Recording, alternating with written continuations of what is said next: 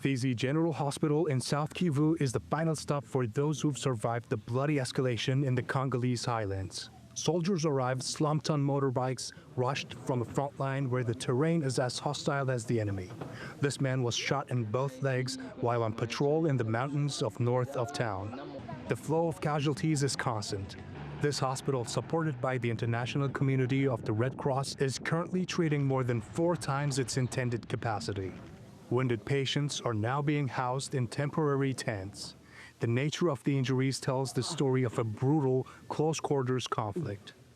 The injuries vary, but mostly involve limbs. About 70 to 80% of patients arrive with injuries to upper or lower limbs. Medical staff are struggling with more than just space.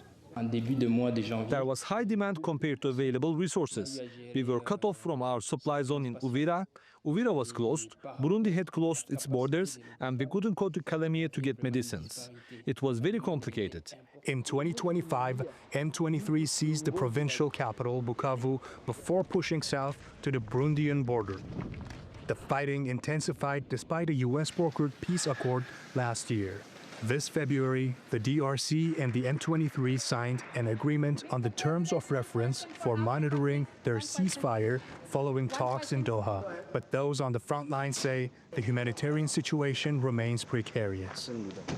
Local authorities claim the objective of the rebel groups is a strategic advance towards the mining hubs of Greater Katanga, a move the army says it is deployed to stop.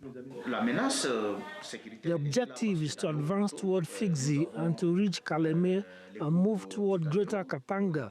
Our FARDC military, supported by Wazalendo present in the highlands, are deployed to counter this threat, repel the enemy, and restore state authority in all occupied areas. The remote nature of these highlands often masks the intensity of the violence from the international community. But in the words of Fizi, the mounting casualties remind that the war in eastern DRC is far from over. Ilyas Avci, TRT World.